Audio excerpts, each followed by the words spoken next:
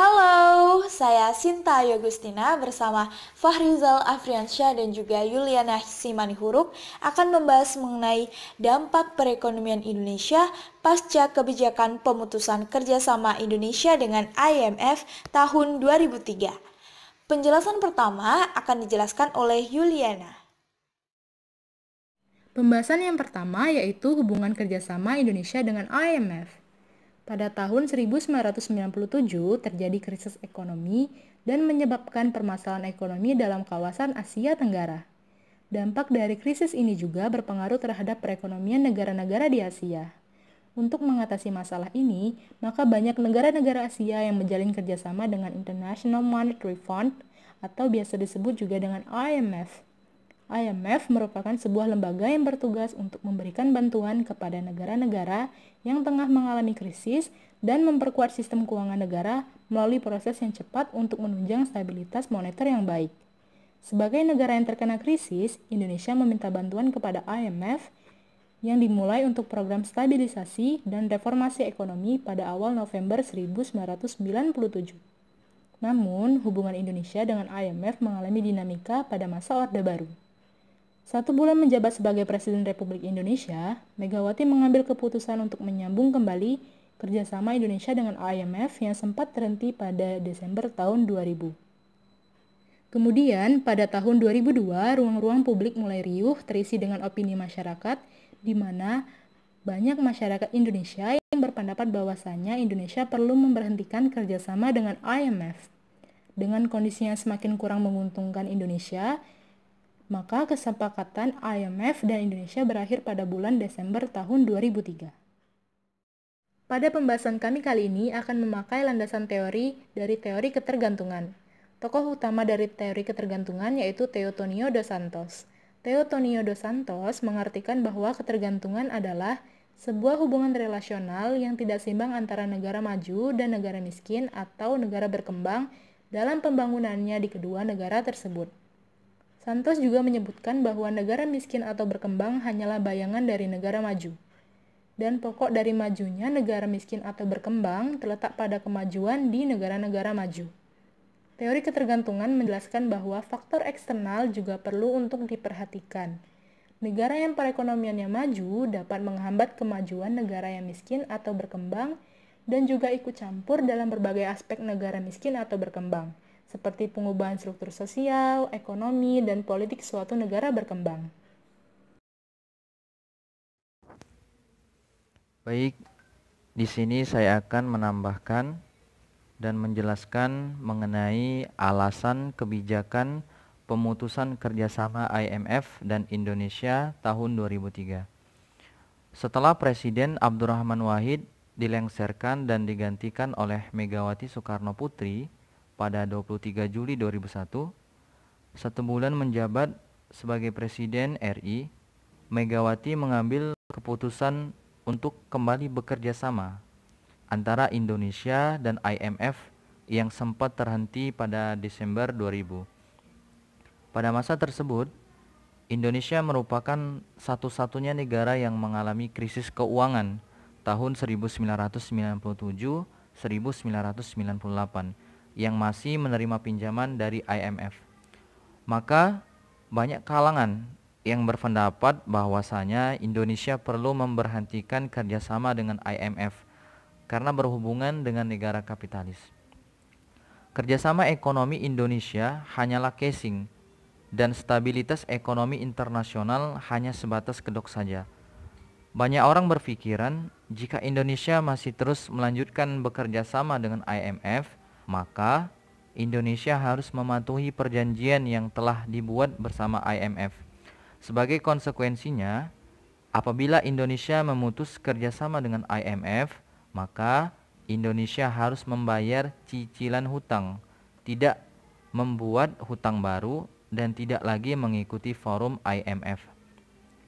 Dan apabila diteliti lebih lanjut, IMF bukan membantu, tapi justru mencekik negara berkembang. Bagaimana tidak, IMF membebankan iuran atau kontribusi bagi negara anggota.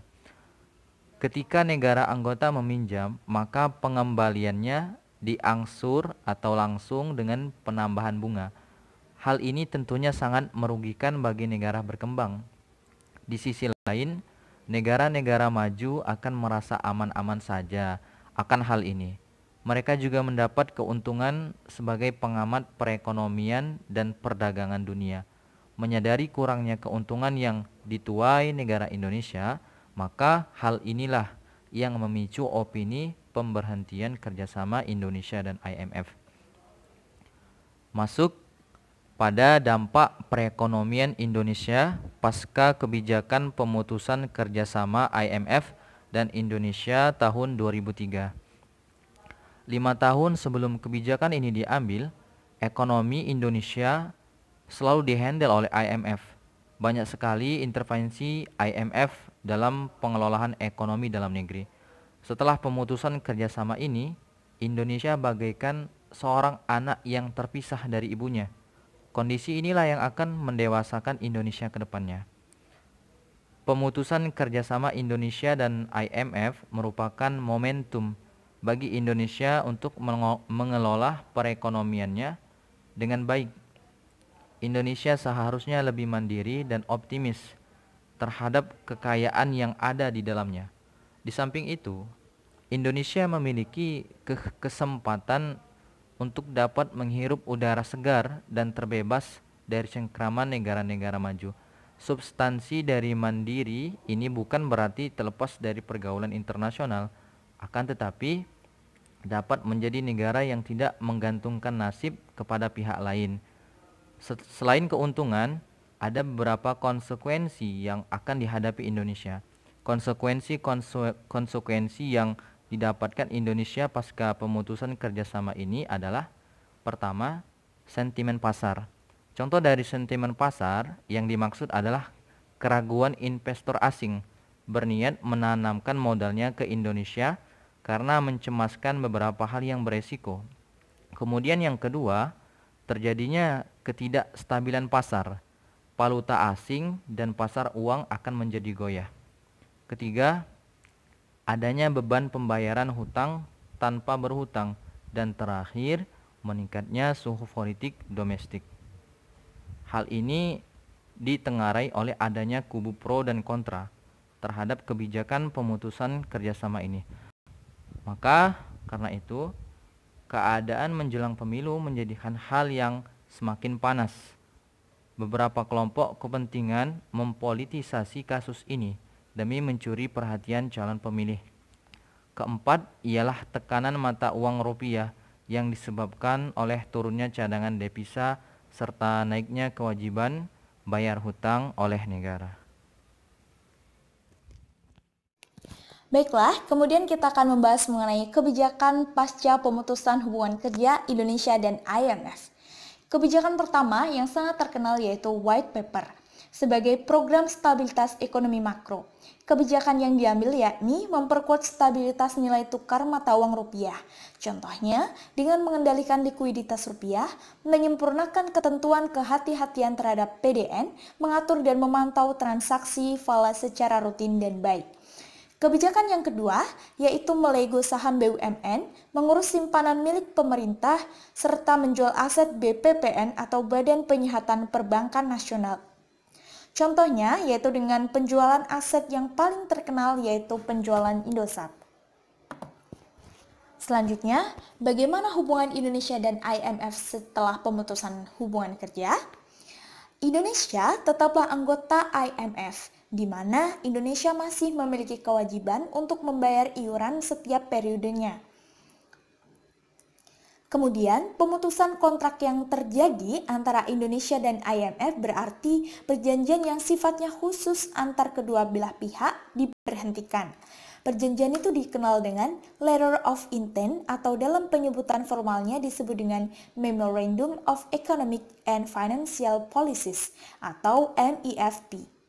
Poin-poin dari pemutusan perjanjian tersebut antara lain: pertama, Indonesia harus mencicil utang yang selama ini dilakukan, di mana hal tersebut akan dilakukan sampai batas kuota peminjamannya. Kedua, tidak akan ada lagi peminjaman baru bagi Indonesia yang diperoleh dari IMF. yang biasanya digunakan untuk memperkuat cadangan devisa negara selama ini. Dan yang terakhir, forum pertemuan Paris Club yang biasanya difasilitasi oleh IMF akan diberhentikan. Nah, rekan-rekan sekalian, setelah kita membahas mengenai dampak perekonomian Indonesia pasca kebijakan pemutusan hubungan kerja Indonesia dan IMF, maka mari kita simpulkan. Krisis ekonomi yang telah melanda dunia mengakibatkan banyak negara bergabung dalam IMF, termasuk Indonesia. Hubungan Indonesia dan IMF berawal dengan sangat baik, akan tetapi berakhir pada masa pemerintahan Megawati Soekarno Putri dengan beberapa pertimbangan. Setelah kebijakan pemutusan hubungan kerja tersebut, terdapat 2 kebijakan besar yang telah dikeluarkan, yaitu White Paper dan juga melego saham BUMN, mengurus simpanan milik pemerintah, serta menjual aset BPPN atau Badan Penyihatan Perbankan Nasional. Lalu, teori ketergantungan yang telah membuktikan bahwa apabila Indonesia terus bergandengan dengan IMF, maka Indonesia akan cenderung bergantung atau tidak mandiri. Maka dari itu, pada masa pemerintahan Megawati Soekarno Putri, setelah pemutusan hubungan kerja ini, Indonesia terkesan lebih mandiri dan juga aktif untuk membangun perekonomian lebih baik. Terima kasih kawan-kawan, sampai jumpa.